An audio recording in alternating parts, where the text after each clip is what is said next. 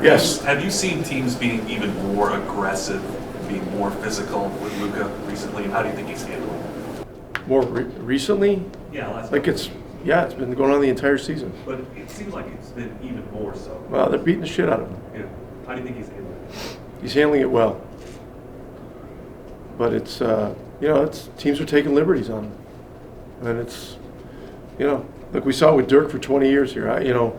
My 11 years, all the time, taking physical liberties on him, trying to, knock him down, beat him up, stuff like that.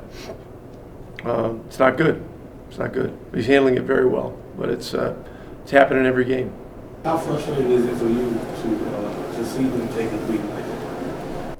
I don't like it, and I'm constantly communicating it to the people that are involved. So, but look, he's a great player, and so people are going to go after him. It doesn't mean that a lot of the stuff is right or in the spirit of what the game should look like. Rick, in your time, as you know, somebody, when that was happening with Bird, there was always somebody there that was going to even the score, for lack of a better term. I know the game was officiated or looked at differently. Is there anything that, from your perspective, that you could do with your own sort of enforcement? Well, we just gotta make the make the officials aware of it constantly. And what happens is teams will come in, they'll set a level of aggressiveness to where there's a level where it's so physical that they only call a certain number of fouls, and so we've got to be able to play like that. We've got an aggressive team, but taking liberties is not good. And I just got scratches all over his arms all the time and stuff like that. It's just not good. You say you communicate with the people involved. Obviously, you're talking about referees. Are you talking about the league office level as well? I wouldn't get into that, but I talk to the officials during the entire game about it. When it's happening. It doesn't happen all the time, but it happens a lot. And it's happening more frequently as the season's going along. Rick, Mark bought the team 20 years ago today. You've been with him longer than any other coach. What does he mean to you, the Mavericks, to the NBA? Well, Mark's a great friend, and I remember it well when he bought the team. We played here that spring. I was an assistant with Indiana. I remember talking to Donnie Nelson before the game, and there was a little uncertainty as to what was going to happen with everybody. And Donnie and I had gotten to know each other well, at that point in time, because we had come in the league together as young assistants. And he said, "Yeah," he says he's going to keep us. He was, he was like, it's great, because they were in a rebuild, and wins losses they hadn't been doing great, but they were starting to get better and compete better and stuff like that. But Mark was very loyal to the people that were in place when he took over the team, and time flies. 20 years gone by like that, but been a pretty good investment for him. It's whatever it was, $285 million. It's worth a couple billion today.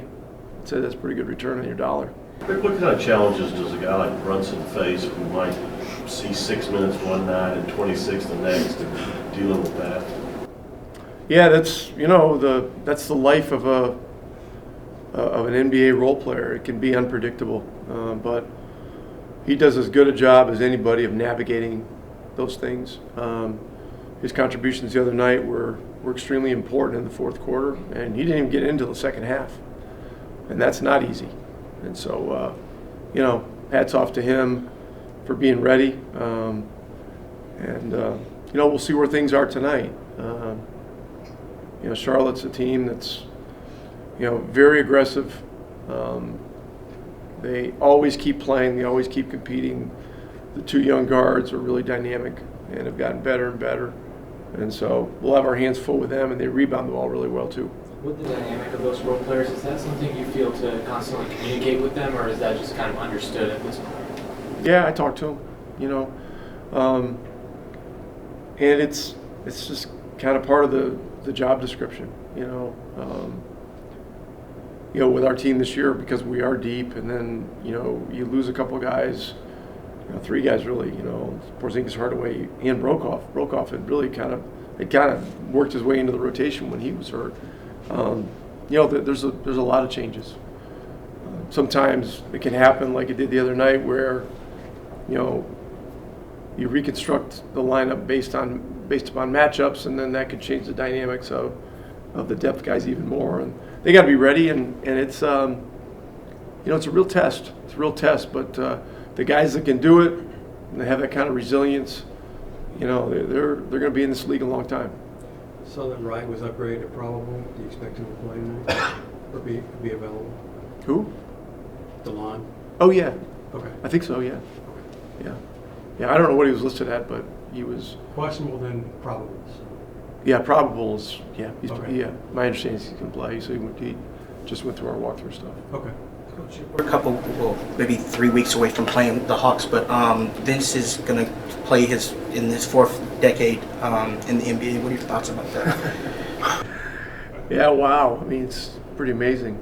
Pretty amazing. I mean, Vince Carter is one of the most remarkable athletes I've ever seen. It doesn't matter whether it's basketball. I've seen him play in Dirk's baseball game. He swings the bat like a major leaguer. He can throw the ball a mile on a dime. He's a hell of a tennis player, from what I understand. He's a great athlete, and the fact that he's been able to stay healthy through his 22nd year and still contribute pretty significantly with Atlanta, just amazing, and a great guy. And his 3 years here, he'll always be a part of the family here. He'll be remembered. How have you seen Seth Curry's role increase, and how have you seen him get more comfortable in this offense with Luka and KP, all these guys, as the season progresses? Well, he's a good player, and he's a gifted scorer. We know that. Look, he was pretty familiar with us before he came back and stuff. And at the beginning of the year, we did have a lot of new guys and pieces, and we were still kind of formulating how we were going to play and stuff like that. But Seth Curry's a guy that could fit into any system at any time and adjust super quick, because he's got a great basketball IQ, and his skill set would fit any style of play.